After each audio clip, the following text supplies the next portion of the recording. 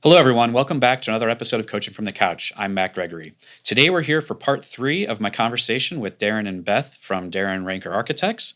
Today, we're going to be diving into timelines and how long things are taking to get completed nowadays. So, Darren, can you explain whether it's plan development, permitting, or construction, some of the reasons why things are taking longer to complete? All of the above. First of all, the amount of information that we have to put on our drawings these days, a lot more than what we had to, say, 5 to 10 years ago, the amount of detailing required for getting plan approval. Clients don't necessarily understand the difference between an architect's role and an engineer role. We have to have engineering drawings completed for mechanical, electrical, plumbing systems for the building. That all takes time. And if there's any changes to Correct. the architectural plans, that's also going to It goes all back to the engineer, and depending on their schedule, that takes a lot of time.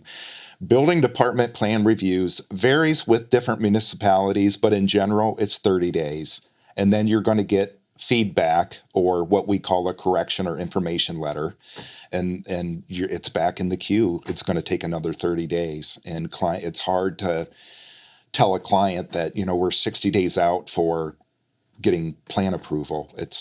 They have a hard time understanding that whole process. We try and educate them, but for sure. Yeah. So Beth, can you explain some of the things that can be done to help make deadlines? Oh, that's a tough one.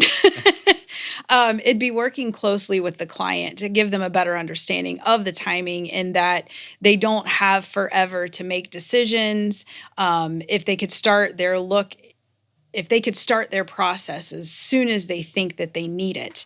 So like reverse engineering a timeline almost to know when to start your search? Absolutely. Yeah. So we can say, hey, plan review is going to take 30 days. We back that up. It takes 6 to 8 weeks to get drawings in for plan review, but then you've got to develop the plans and the schematic and all of that. So it just adds to the timeline. Right. Not to mention the lease negotiation or the construction bid process, right? 100%. Yeah. It all adds to that timeline. And if the changes, or if the tenant decides to make changes along the way, that just adds little hiccups into the schedule. Right.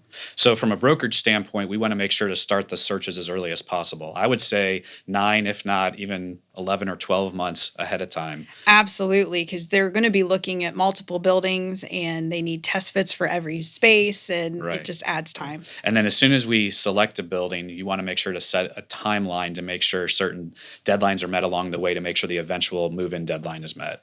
Absolutely, and to give only a short amount of time to the lawyers for lease negotiations. We'll cut that one out. Just kidding. So, Darren, can you explain what design build means and how you overlap with the MEP coordination? Sure. Design build is an approach very much more popular today, which we actually prefer, where a single entity is hired to oversee the construction and design of a project, as opposed to design bid, where us as architects, we're doing drawings with the engineering drawings and they're out to bid to multiple contractors.